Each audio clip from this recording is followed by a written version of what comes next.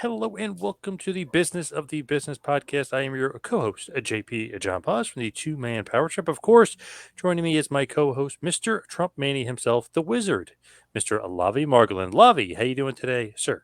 I'm doing great. I think we're on a wonderful streak here on episode 107. As you know, John, the wrestling world, all everyone was talking about the last couple of weeks was Australia, Starcast. What's going on? Big news going on. So, of course, we reached out right away to one of the main people putting that together, Cameron Val of Oceania Pro Wrestling. I hope I didn't butcher the name too bad, but Cam, welcome to the show. Thank you. Pleasure to be here. And no, you did pretty well. Vale, Valet, generally go with Vale, so but all good. And certainly Cam. I'm only Cameron when I'm at passport control or in serious trouble with Mrs. Vale. So all good. Wonderful. So I'm going to turn over to John to learn a little bit more, and then I'll be back to talk business. What part of Australia are you in? So Melbourne, in Victoria. So that's in the south of Australia. We're obviously a big country, continent, landmass wise. Not that many people really, but Melbourne's home base for me. Because my sister actually and my brother-in-law, they live in Clovelly Beach, I think it's called. It's close to Sydney. I don't know if you're familiar. Not certainly familiar with Sydney, but not Clove. Was it Cloveleaf Beach? But certainly, Melbourne and Sydney have that healthy New York, Los Angeles style rivalry. Yeah, but she's moving back in a few weeks. She's moving back to the States, so I don't know. But she loved. I mean, she lived in Australia for 10 years, so I mean, obviously she loved it out there. Yeah. No, it's great. Great country. Obviously, we're a fair way away, but. And that's why it's important to get really good wrestling events into as you'll probably appreciate, a pretty rabid, passionate market for wrestling here in Australia and New Zealand. So Oceania is the if you like the continental, often using those sort of Olympic circles name for the region itself, with all the little islands as well that have produced so many wrestlers, right, out of Tonga and Samoa, Fiji. So it's a pretty good region to hold wrestling events. So were you always a big wrestling fan? Like, what about wrestling kind of attracted you to it all the way out there in Australia? Yeah, well, without giving away my age too much, although it's probably obvious, but certainly the Hogan Andre, that's my first recollection of being a fan and being interested in the industry. And so it's really continued throughout my life, my two younger brothers. Now my kids, so I've always had that interest. Probably have, had my moments where I've, not followed it as closely, but generally followed it really closely. And probably about 10 years ago, I got to meet the people at TNA when I was working with a football club here called North Melbourne Football Club. So Australian football is the biggest sport in Australia.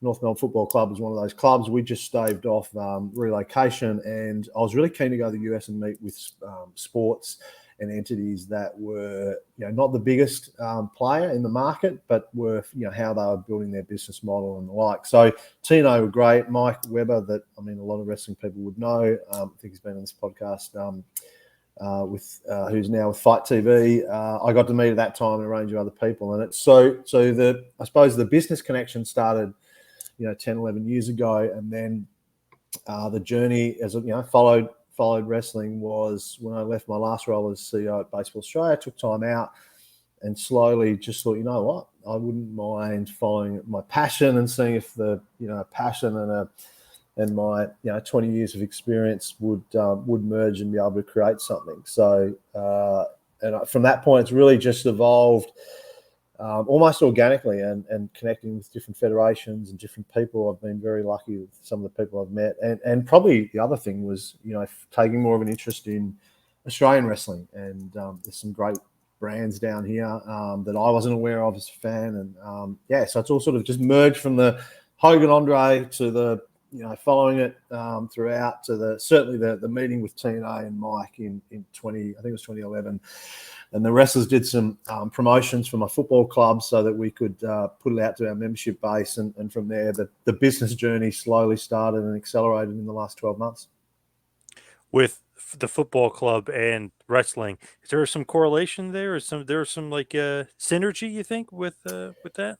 Well, I think, it's a good question. So I think there's a lot of synergies wrestling is a sporting product.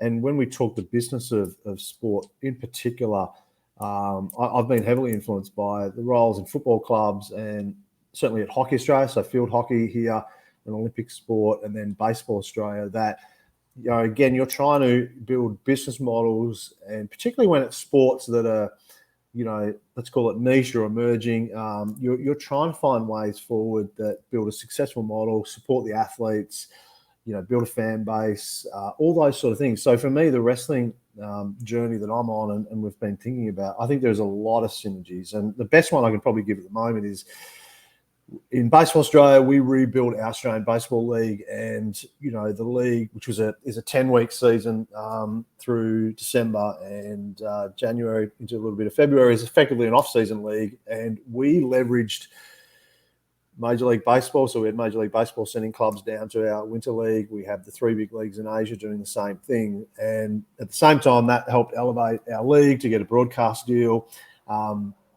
It helped elevate our Australian baseball players to play in a real purpose-built domestic competition. So I've taken a bit of a mindset like that in with this project and some other things hopefully in the future, is that it's a great chance to build and grow Australian wrestling. Linking it to international and particularly to the US is really important for credibility, for commercial reasons. And again, being, I don't want to say a feeder system, but certainly being a point midway that is good for Australian wrestling and should be good for the international brands. I mean, it's very difficult. Again, back to the baseball analogy, Major League Baseball played in Sydney in 2014. It's a huge event, but, went really well. Incredibly expensive, incredibly difficult to do. It's not going to happen too often. Synergies here. WWE have toured, did a great event in Melbourne Cricket Ground in 2018. I think it was 2019. So for the other brands that are growing really well, like AEW or Impact, New Japan, whoever it might be, I think there are ways to do it in Australia that, again, build off what we've got here. It doesn't need to be necessarily a pay-per-view model, and that's a pay-per-view event type model. But the fan base want to see those brands and that talent here. So hopefully this Australian Starcast event will be the first of many that really do show a business model that is fit for purpose. I think that's the real key. So to answer your question, it is absolutely the links from my background in sport. Again, we know what the end product is, but in a lot of ways, the end product, because it is also involves an entertainment, creative component, actually makes it a stronger business model at times than a baseball or a hockey or an Australian football. It's very fixed and structured, and you have to play within certain limitations. So this is a great space, I think, to use the best of the industry locally and internationally to create something really significant. Obviously, Starcast, that's a huge reason why you're on with us today. We wanted to talk. How did you actually connect with Conrad Thompson? Was that through Mike Weber? Like, how did this actual process get started? Yeah, so in the last 12 months, as I sort of started to reach out to different contacts and did some cold calling and,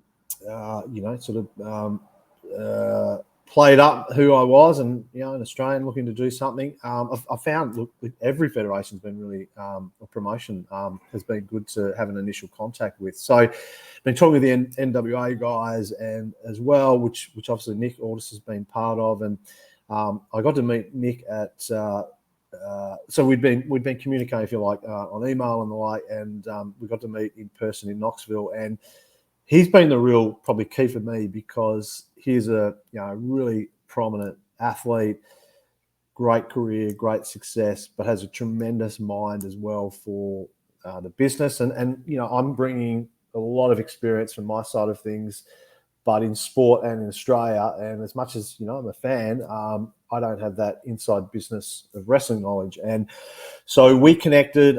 We then really started to accelerate. Well, what could we do? Sort of I think there's a lot of good synergies between Nick and I, and obviously Nick's connection to Mickey, and then through that it led to a chat with an introduction with Conrad. And so I didn't know Conrad. Obviously, I knew who he was and what he'd been doing. And again, we sort of clicked really quickly in some virtual meetings, and I think we all agreed that there was a great synergies in what we were collaborating to do. And what really struck me with all of them is the fact that they see this as something that's sustainable. It's not just a one-off type,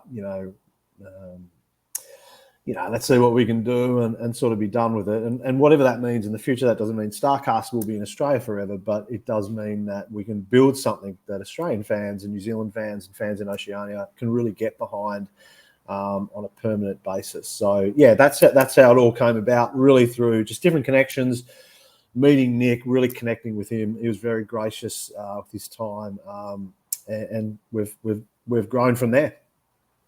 How big is the fan base there? Because obviously, WWE had a stadium show not that long ago. Yeah. I think it was 4 years ago. But how really expansive is the fan base down there?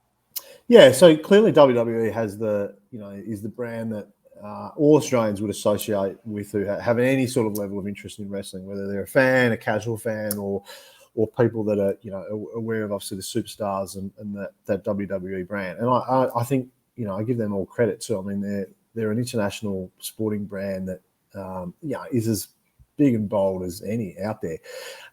So from that level, and without getting too in the weeds of it, we've certainly got really good data on the level of interest around all the other brands that are in wrestling, from AEW through to New Japan, Impact, TNA, etc. And a lot of that can be sort of collaborated from different things that are out there, particularly with social media. So the fan base is quite strong.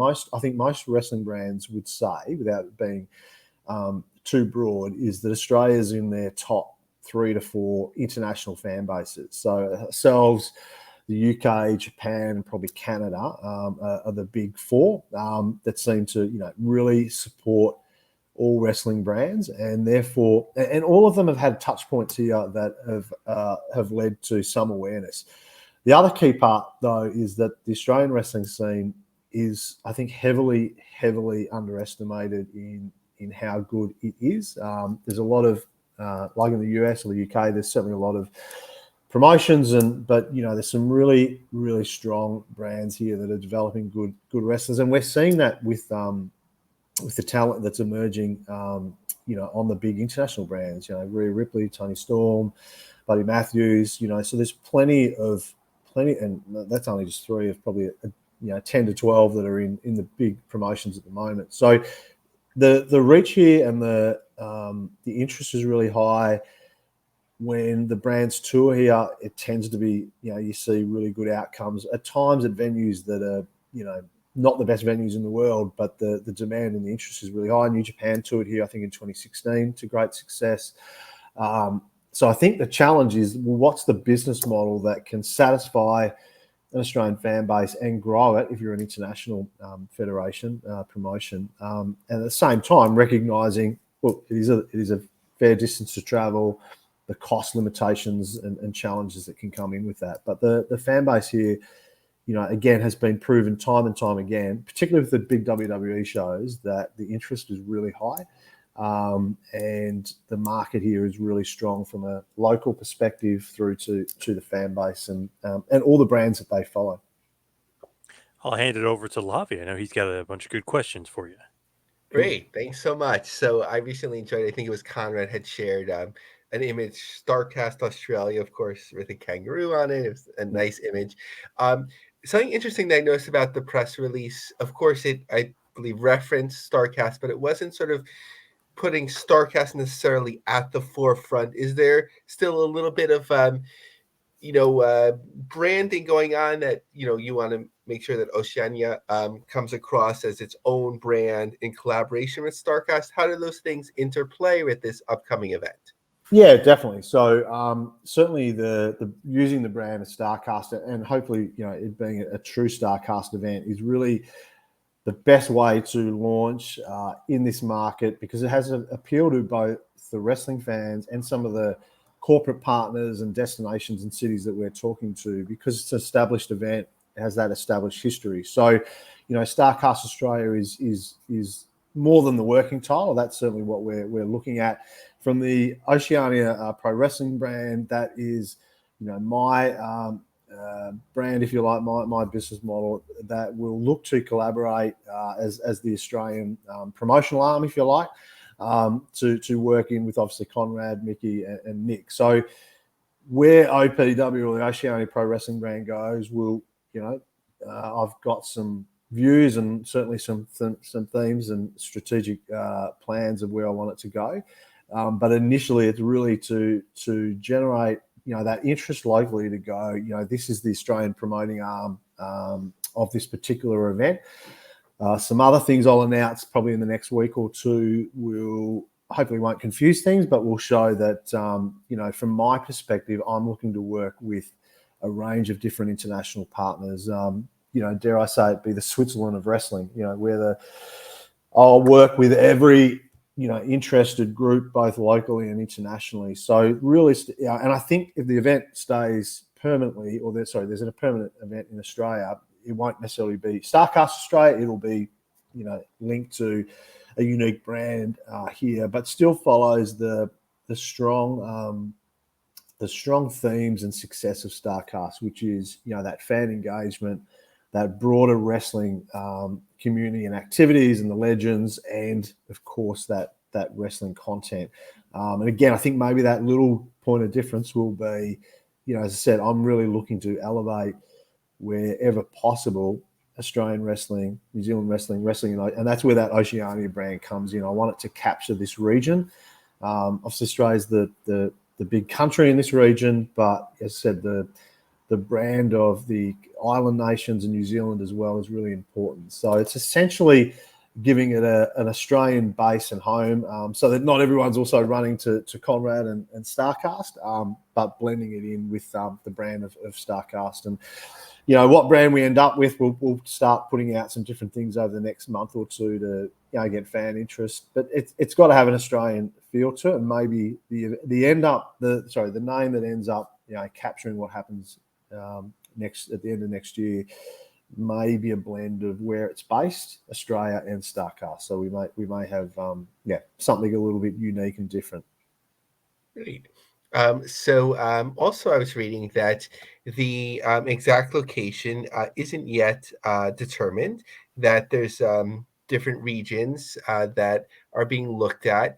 Is this not only logistical consideration, but perhaps by putting it out now, you might see maybe there's some tourism divisions, other promoters or venues that will want to collaborate, sort of like getting the word out to see what comes back to you, in addition to like being proactive in visiting sites?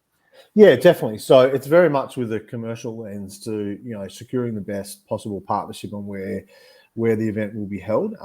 Sydney and Melbourne are the two big cities, probably with Brisbane, obviously with the Brisbane Olympics. Sydney, Melbourne, Brisbane are the three big cities in Australia. But around that are a range of what we would call regional, but they're very big cities and states even that are very interested in this sort of international content that involves economic activity through people visiting that city, promotion of the city and its tourism assets and other key things, and securing events on an annual basis. So Australia is a big sporting market, and a lot of our event focus is on that appointment of view, is what we would say. So that we have major, football codes and motor racing and horse racing. Horse racing is a great example where, our biggest event, the Melbourne Cup, is on the it's on the first Tuesday of November each year. It's an iconic event. Over 100 years it's been run. And so Australia has a strong event model to have events secured, locked in, and try to be held at the same time or similar time each year. So going out now is about generating the interest. I've already had a lot of interest before we even went public, when I was able to use my network to talk to different cities and states. That's increased since the announcement. And so we're really looking to secure the best possible partnership and deal based on the location, the venue, the commercial returns, and how that can be structured to again have an event that's permanently on the calendar. We have a lot of our National Basketball League here, which literally all of those potential venues would be in play, and a bit like the US, again from a landmass perspective, Australia is a big country, so. We have a tremendous airline network here, and so Australians are very much used to traveling to events as well and making a weekend of it. And I think that's really important in this, is that it's a wrestling event, but it's got everything else around it that, again, people see it as that iconic event to go to. Motor racing has a great event recently held called Bathurst, and that's a really small regional area, but it's for our motor racing V8s, it's a massive annual event that generates huge exposure because again it's become iconic, it's become familiar to the fans, not just of the sport but of people that have a casual interest in, say, a motorsport or a racing. I think that's what Australia's really lacked, that wrestling event that it's not just for the hardcore fans and the people that follow it in and out, but there's so many casual fans. And back to the question around WWE and where this can be, the market is big enough that I think there's a lot of fans here that follow WWE but maybe don't know enough about the other international brands and the other Australian wrestling brands. And an event like this can hopefully shine a real spotlight on both of those. Great. And in terms of learning about the wrestling scene, one of our contacts runs WrestleMap.com. So that's a wonderful resource for learning about international wrestling. But sort of to paint a flavor of the Australian wrestling scene, are there certain stars that have emerged that sort of tour all around the country and the region? Do the promoters work together? Sometimes there's jokes in American wrestling that one calls the commission to say that they don't have the proper license and, tries to hold them up. So, what's the flavor of what's going on over there? Yeah, look, it's a bit of a mix, and I'm probably still on a learning curve over the last 12 months. But from we have, there'd be a dozen really good, what we would call local regional promotions across Australia and all parts of the country that are typically running shows on a monthly basis, maybe a fraction longer, maybe it's 10 shows over 12 months, and most of the talent here that is based in Australia would largely be free to participate across the board at different promotions. Some may not.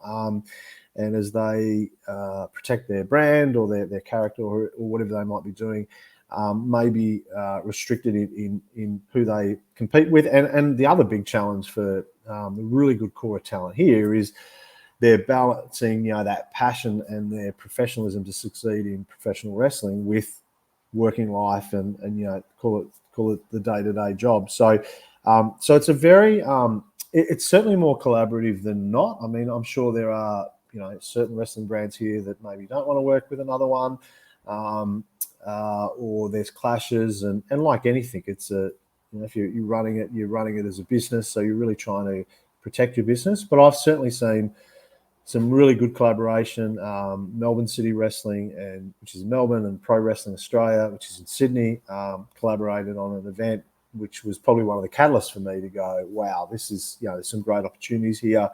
The wrestling promotions also in Adelaide and Perth have consistently worked in with different brands again on the east coast of Australia. So there is probably more collaboration than not, but like anything, there's I'm sure there's different tensions. And again, if back to the really good question about my sporting background previously, it's very similar again to a baseball or a hockey where certain groups work well together, some don't, and that's just part of the business mix. I think for the talent here, I've got enormous respect for what people are doing here. So the wrestler we featured in the newspaper article, which I'm not sure if you're all aware, but the article that launched this was in the Herald Sun in Melbourne, which is our biggest newspaper in the country, and it was on page 5, so it's on the front part. It's quite quite significant to get that mainstream piece. So the wrestler Slex, who was used,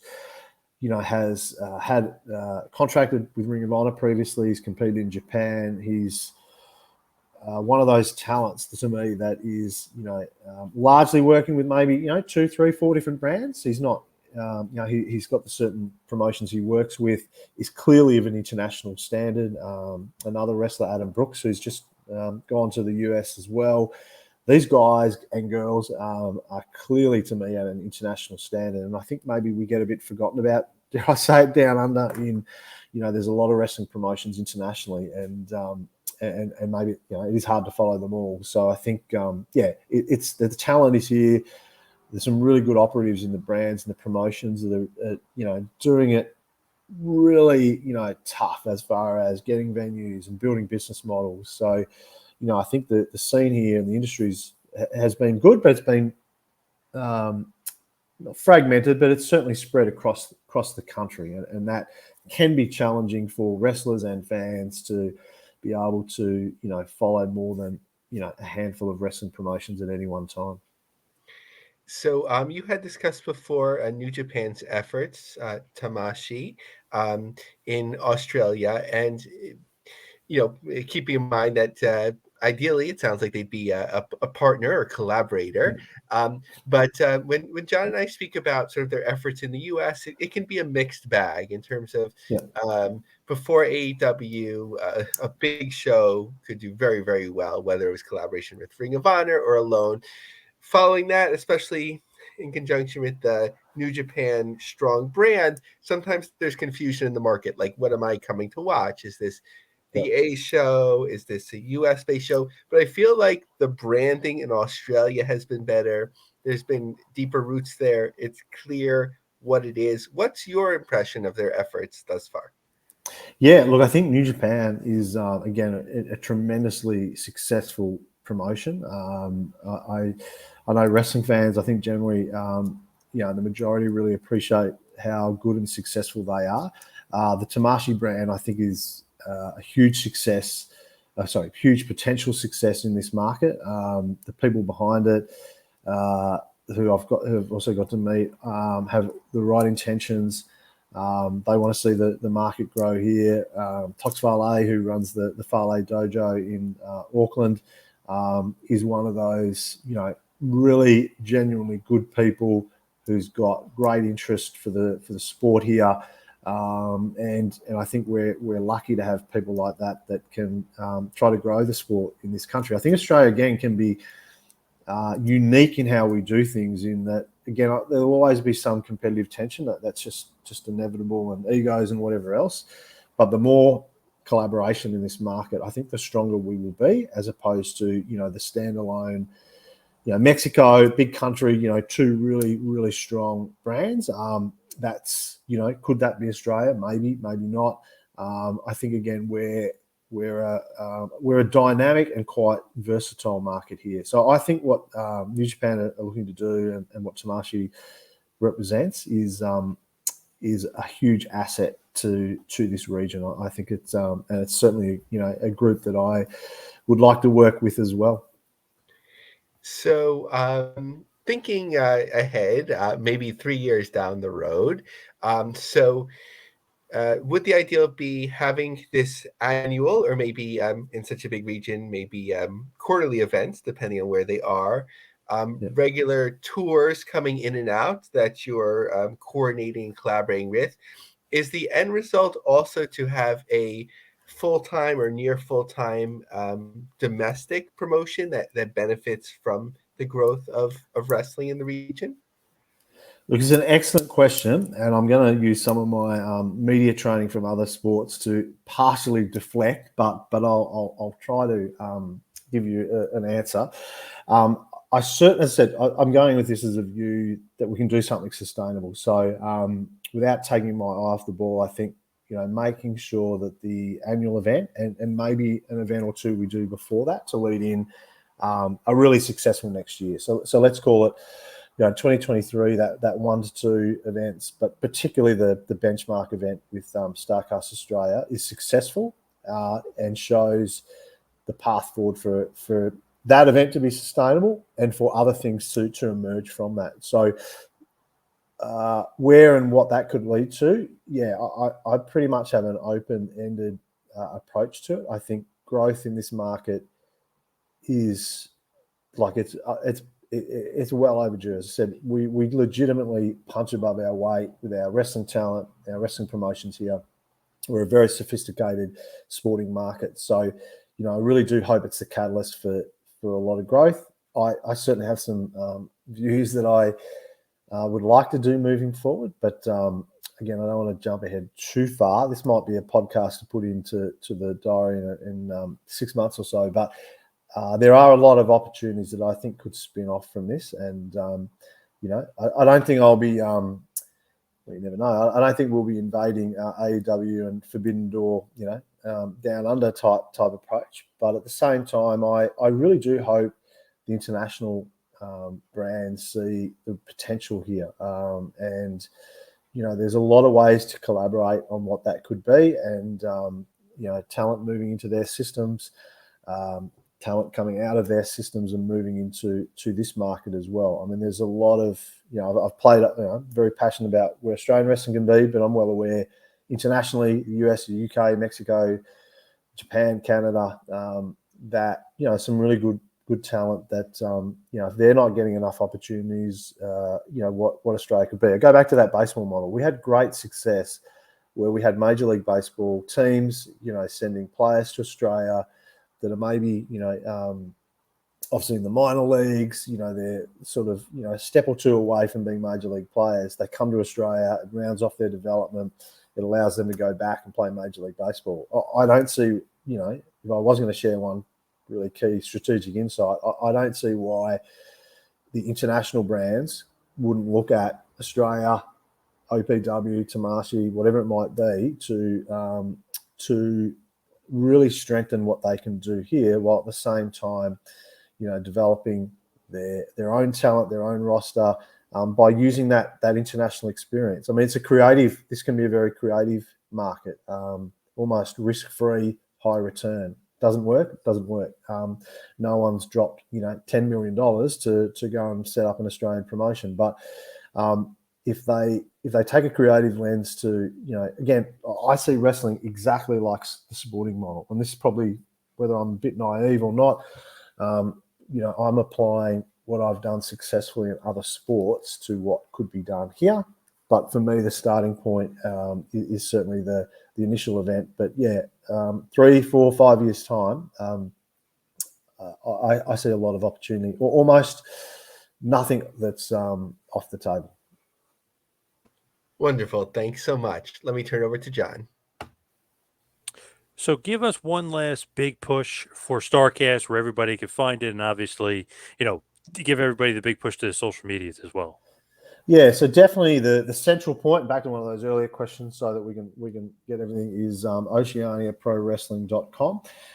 That's the really key piece where we want people to subscribe. We want people to follow us on social media. That'll connect everyone through Conrad, Mickey, and Nick. So oceaniaprowrestling.com is the real focus. And rest assured, there'll be we've got a decent lead in coming up, but there's going to be a lot of good announcements and news that are going to follow throughout, and things will move relatively quickly as well. So that's where people need to be. And if you're in, if you're Australian or international wrestling, I'm a relatively easy person to find and reach out to. So if you're interested, reach out. I'm keen to collaborate where possible. And I've already had some, tremendous people reach out that I wasn't aware of. And, I'm the sports business guy. I know how to run sport in this country and I know how to do it really well, but I'm very open to my learning of the wrestling industry and from the business side and how we develop moving forward. Awesome. Well, Cam, thank you so much for all the time. Really appreciate it. No, thanks, guys. I really appreciate you having me on. Thank you. Take care. Thank you. Thanks, Cam. All right, Lavi, let's get to the news. I know we wanted to talk a little bit about GC Dub. What is the latest on them? Because they got a bunch of shows coming up here. Yeah, so it kind of felt like they were getting into a rhythm of different cities and so on, and a little bit quiet in terms of new announcements, but we knew it wouldn't be quiet for long. So firstly, GCW is coming to Canada, so both in Montreal and Toronto, a collaboration with what is it, IWS. I might be messing this up. In Montreal, the long time hardcore promotion that has television in the market. From what I see here in terms of the information, I know Montreal and Toronto aren't that close to each other. They're hours away. But I would think, like, once you cross the border, maybe you'll stay and do the show the next day. But the shows are actually 11 days apart. Montreal, the 11th, and Toronto, the 19th. Montreal, I mean, Toronto, we know, it's held WrestleManias. It's a huge wrestling city. Montreal, though, if you find the right talent, especially Quebecois, right, a French Canadian, they will support wrestling like crazy. So I think they're working with an on the ground promoter. I think there'll be some excitement for this versus series that they'll have, and then they can grow it from there. So I think that's a long time coming. They'll be returning as well to Charlotte on January 20th. They're doing the Alabama run. Huntsville on January 21st, and Florence, Alabama on January 22nd. Again, with New South and another local promoter, which is always a good idea. Returning to New York, Queens, New York, the Melrose Ballroom, March 17th, as we've talked about with Brett. This year, at least the beginning of 2023, won't be the time to return to the Hammerstein yet. So a good venue to return to. And as we know, they have multiple dates in Atlantic City. So following the December 31st and January 1st shows, March 4th and 5th, they'll be back. Just a brief look at some of the recent ticket sales, in Wasted Time show on December 13th, as they referred to it in Kentuckiana. The sales picked up in this small venue later, that there was just general admission available. LA, as we've talked about, has been a great market, very profitable from them, from what we understand, even if they didn't sell out. But things are picking up, of course, for America's Most Wanted, with high profile talents on the show. So the fifth row ringside just has limited tickets left, as well as general admission, excuse me. Then in Atlantic City, things are slow at the moment. For the 31st and January 1st, the second row ringside is still available. But as we've talked about in the past, their GCW usually their ticket sales pick up late. So you really have to look at the end, not just the initial days. When you were looking at GCW, is Alabama, is that like a big wrestling hub? I mean, obviously I know Connie is from there, but I mean, otherwise, like as far as live shows. It's not typically thought of, but I think quietly they've had consistent shows. Like, even the Armstrongs. I know this feels a little bit dated, but Bullet Bob, who had passed away a number of years ago, even into his late 60s, early 70s, he was hitting that circuit. So it's a market that in a small to mid-sized level, it's always had pro wrestling. It has a rich history there. So especially with Conrad being from the area, I think they'll do well on this small scale. It's not, the venues, as I understand them, they're not too ambitious. So it's good to get started that way. And if I would imagine that the main point right now is providing content for Fight Plus. So, Brett has talked about that everything's important when you're a company of that size, but I think it'll be a good move for them. When you look at GCW right now, it seems like there's no slowing down, right? I mean, they just seem to be dominating right now. Yeah, they have, I'm not sure where I'm getting this number, but the expectation is around 75 shows a year. They have their what is it, around 8 in Atlantic City, a little bit less, because they do the double shots, probably a little bit less in LA because that double shot they ran once, which didn't seem to go great, if my mind serves correctly, if my memory serves correctly. But they always have that LA. They have their markets, but I think it's a good idea to go and try um, both, internationally, crossing the border into Canada.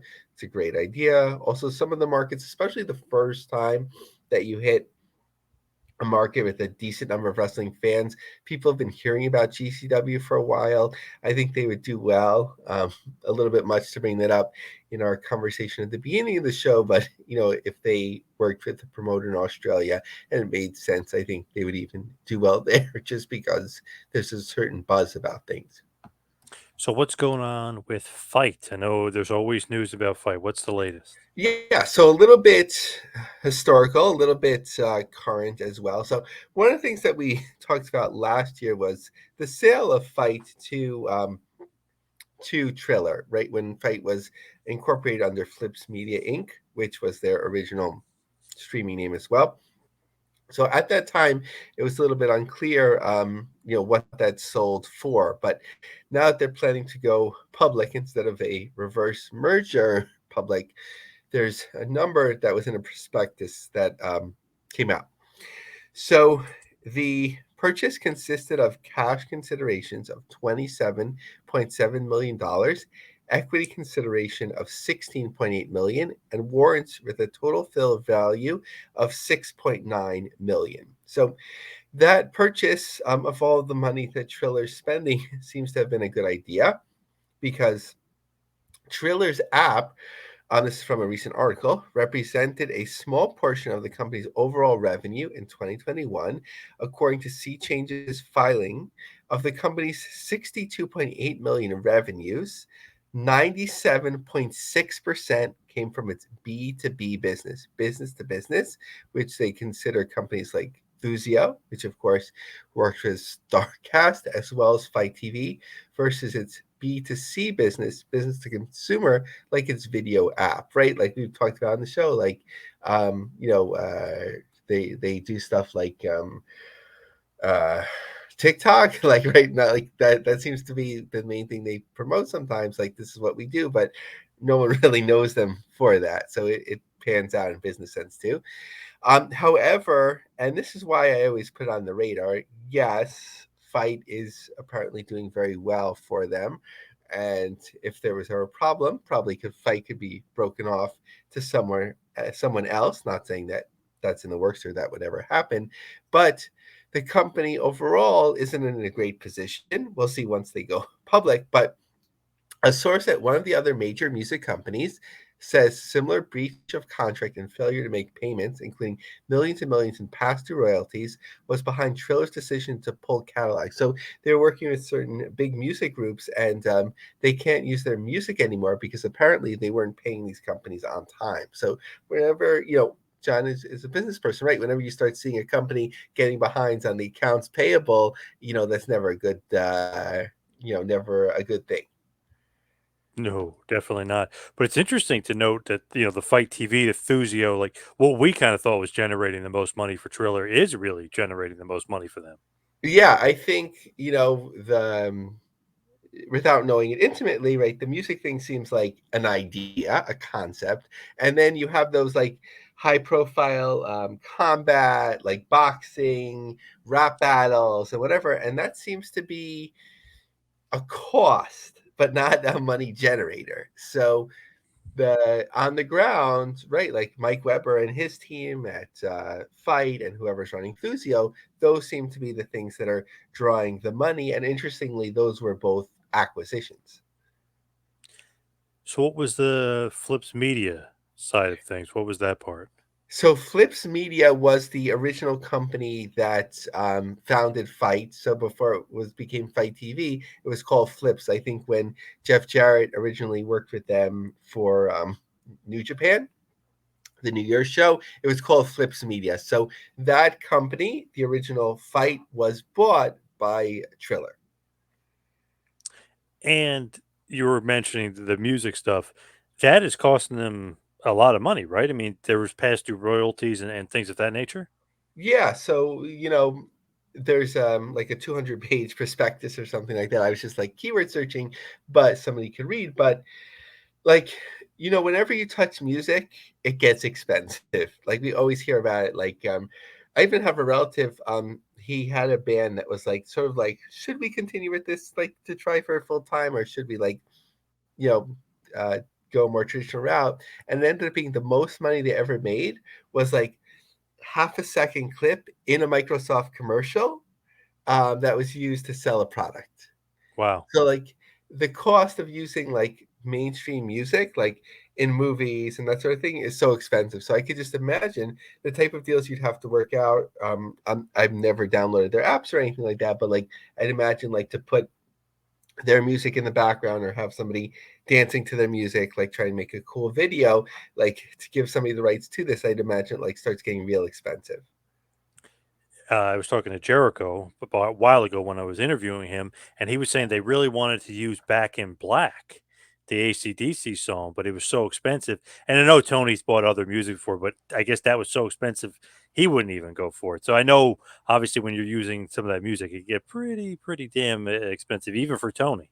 Yeah, especially when it's like ongoing, like with WWF at the time and SummerSlam, right? They had Highway to Hell, but like you knew it was going to be for a limited time, and then things come up like, and I don't even know, like on the network, if you watch that SummerSlam, like, do they have that like opening music? And probably not, right? Like, otherwise, that's like a whole nother cost involved. So, Yep. like, when you're not producing your own music, and thankfully, the industry has said, um, people like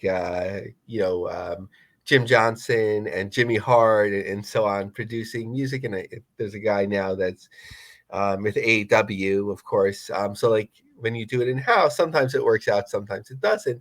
But there is a certain cachet to using, that mainstream music, especially if you've licensed it. ECW did some interesting things apparently for Yeah. years.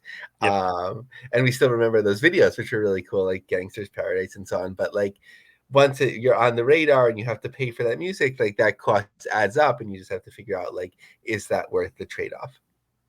Very true. So what is going on with Premiere Streaming? What's the latest with them and Dustin Rhodes of all people? Yeah, so like sort of like a nice media win for them at the Blizzard Brawl, which they hadn't announced it prior to this, that the show was taped. I remember the Blizzard Brawl airing actually on Twitch and like tuning in because it's a well attended show every year in, I think, Wisconsin, Yes. and they had it that year, like Tommy Dreamer, some people of prominence. They've had Braun Strowman before. I'm not sure who was on this card, but Dustin Rhodes announced at that show that 2023 would be his last year. And what came along with that in all the media coverage was that this show would air on Premiere. So getting a little bit of a sense of the type of content that they'll have on here, not too sure of how it'll all shake out, but certainly getting a high profile independent event where you have talents that might be contracted elsewhere to have it on your service, isn't a bad way to go in this strategy. So what's going on with AAA? They got some shoes coming out. What's going on? Some sneakers? Yeah. Cubs fan had shared this announcement. It just shows the reach of like AAA once again in Mexico. These are Mexico exclusives that Pan Am. I'm not sure if that's a big shoe brand or not, but they announced that La Parca, Pentagon Junior, and Psycho Clown will have sneakers that'll be for sale in their stores and online, and they look pretty cool. I've long thought about getting some wrestling shoes just to have. I'm a little afraid that I'll like wear them out and then I'll think, why did I spend all this money for it? But these look pretty cool. Now, of course, the other higher profile thing is that show that took place in Tempe, Arizona, of course, with Cain Velasquez. So our friend Kevin Kleinrock was there. sharing pictures on his Facebook throughout the night, and then somebody affiliated did like a nice highlight video, and they did a really good job of capturing the excitement of the event, and also like hiding a bit that it was such a big venue, and apparently not too many tickets were sold. A rough estimate from Russell Tix was that there were just over 1,000 tickets distributed to the show. He didn't put out an actual like seat map number because like the logistics kept changing for the show. He put out sort of like how many tickets remained of the last logistical showing, which showed 1,700. But again, I'm still holding to feeling that there's just a few hundred tickets sold. I feel 400 or less, maybe 1,000 people in the building. Looking forward to getting some more official or other estimates from people as that comes out more. What is going on with Warrior Wrestling? Because I know Vikino, obviously from AAA, is a part of that. So what's going on with Warrior Wrestling? Yeah, so Warrior, we had talked about several months ago, a little bit of concern that like one of their stadium shows where in a high school, I think it's like a Catholic high school where they'd have like some high profile shows that worked really well during the pandemic because people were outside.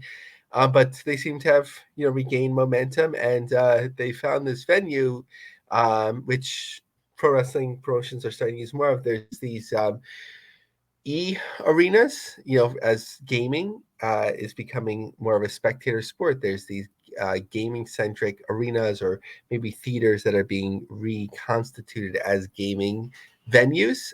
So Warrior Wrestling has used this venue before. So Vikino is coming to South Bend. So again, talking about Kevin Kleinrock, the Master Republic, and AAA, sort of like booking him in different places. So we know that he'll be firstly, I mean, he was in Tempe, but then we know that there's Defy and GCW weekend. So I'm not sure if there'll be shows in between, but this is the next iteration of that. So Warrior Wrestling will be, a promotion to continue keeping an eye on because they're always up to interesting things.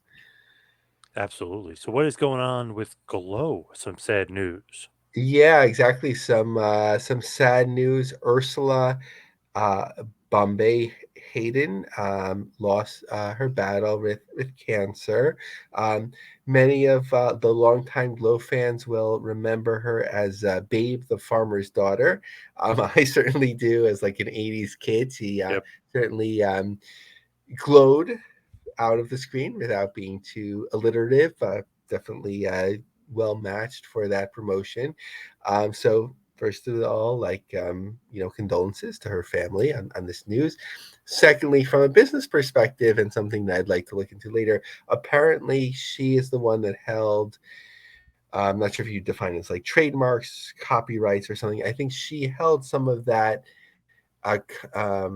ownership in terms of that sort of thing for Glow. So I don't want to speak too much on that right now. If somebody had posted about that, I do want to look more into that, but just wanted to share the information as it was happened very recently around our taping tonight.